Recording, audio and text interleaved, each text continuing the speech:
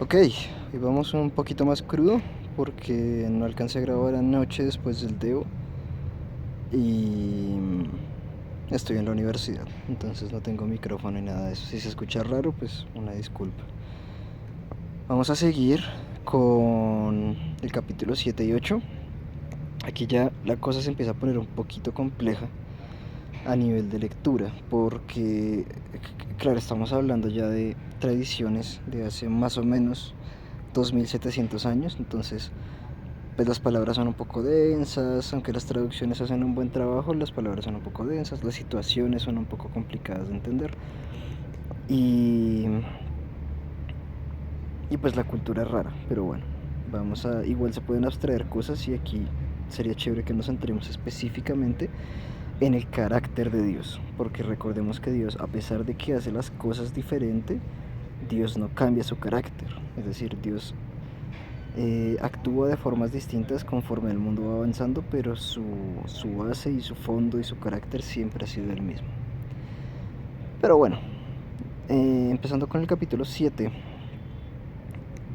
me parece muy chévere que lo que Dios le está diciendo a Isaías es un plan que está, ahí lo dice que en 65 años vendrá lo que se merece, no vendrá, ¿cómo se dice eso?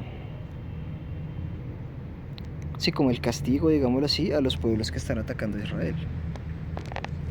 Y entonces le dice al pueblo de Israel que tranquilo, que no se turbe, que todo bien, porque ya vendrá para ellos el castigo. Pero en 65 años. Entonces yo pensaba, ¿seríamos capaces nosotros de creer en un plan pensado de aquí a 65 años? ¿Tendríamos la capacidad de esperar tanto? Y entonces me pasa a mí que es como, pero es que llevo 6 o 7 años en un proceso de, de cambiar algunas cosas o de ver algunas cosas de parte de Dios y no las he visto y no he llegado a los objetivos y no he visto la resolución de todo eso. Eh, ¿Hasta qué punto seríamos nosotros capaces de, si yo no puedo con 7 años, imagínate con 65? Entonces, también tenemos que entender que los planes de Dios a veces son muy a futuro y que una vez más, como les decía cuando hablábamos en Primera de Corintios, nosotros no estamos construyendo para esta vida, sino construyendo para eternidad, para la vida eterna. Entonces, muchos de los planes de Dios son tan a futuro que ni siquiera los veremos en vida. Pero bueno, siguiendo adelante, eh, como les decía, se estaban levantando enemigos contra Jerusalén, puntualmente incluyendo pueblos de Israel. Y Dios solo le pidió a Isaías y a Acaz dos cosas fundamentales. Entonces le dijo a Isaías, yo necesito que tú hagas esto y esto y esto y esto. Y a Acaz le dijo, yo necesito que tú creas porque si no crees no vas a ver. Entonces les pidió dos cosas fundamentales y es lo que nos está pidiendo a nosotros en este momento para poder desarrollar su propósito. Y es obediencia y fe. Entonces, claro, estas son las dos cosas que más nos cuestan en la vida entregar. Porque la obediencia duele a veces, porque hay cosas que no queremos hacer, porque hay cosas que nos toca dejar y no queremos.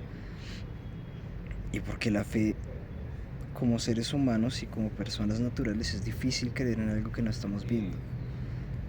Pero ese es el precio que hay que pagar, entre otras cosas, pero esa es una parte del precio que hay que pagar, y es que la fe y la obediencia son los que nos lleva a caminar un camino con Dios. Aquí también vemos en el versículo 14 una de las profecías más claras de la venida de Jesucristo. Entonces dice que una virgen concebirá un niño de parte de Dios y llamará su nombre Emanuel. Emanuel es Dios con nosotros, es decir, es lo mismo que Jesucristo. Y tengamos en cuenta que esto fue alrededor de 700 o 750 años antes de la venida de Jesucristo. Entonces, aquí es donde la Biblia me sorprende un montón y hay un mapa, no sé si lo han visto, que tiene un montón de líneas trazadas donde se ven todas las referencias todas las referencias que tiene la Biblia de un capítulo a otro, de libros que se escribieron miles de años antes, de libros que se escribieron después de Cristo, libros que se escribieron durante Cristo. Entonces todo eso da más argumentos para creer en que todo esto es cierto, porque tantas personas hablaron de lo mismo en diferentes épocas y ninguno se equivocó y ninguno se contradijo.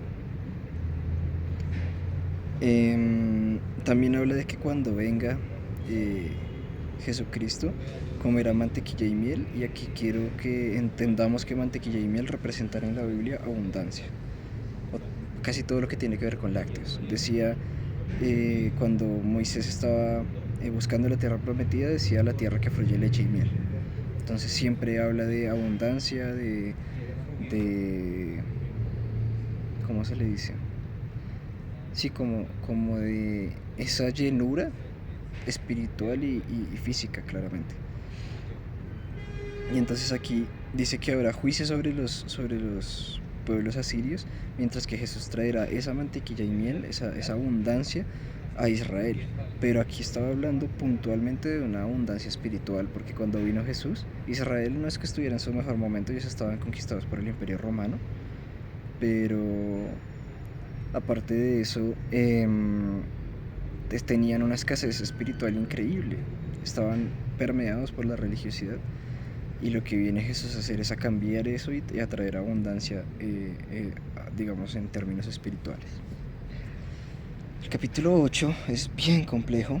Puede abstraer un par de cositas, aunque sería bueno volverlo a leer eventualmente y a tratar de estudiarlo de una forma más profunda. Pero bueno, Isaías aquí estaba anunciando una calamidad grande que se le venía a los pueblos que se levantaron contra Jerusalén, como les decía ahorita, incluyendo algunas partes, una gran parte de Israel. Y aquí lo que dice, y me gusta mucho esta parte, y es que las personas temían las amenazas contra Jerusalén, y el pueblo de Jerusalén estaba temiendo las amenazas que venían en contra de ellos de parte de otros pueblos. Pero lo que Dios les está recordando es que al único al que deben temer es a Él, porque Él tiene el control de todas esas cosas que vienen contra ellos y de todas las cosas que vienen en contra de los pueblos que están en contra de Israel. Y es bonito ver que también, así como Él enjuicia, y lo veíamos en los primeros capítulos que estaba levantando juicio contra Jerusalén, también cuida de su pueblo. Y les está diciendo como, básicamente este capítulo es no se preocupen, yo tengo todo bajo control. Al único al que ustedes le tienen que tener miedo es a mí, porque yo soy el Señor, dice todo el Antiguo Testamento, Jehová de los ejércitos. Es decir, tiene el control de toda la guerra, tiene el control de las idas y las venidas. Esas dos cosas me parecían muy importantes de este capítulo. Nos vemos mañana o en la madrugada con los capítulos 9 y 10. Ya estamos acercándonos a estar al día. Entonces, un abrazo y nos vemos luego.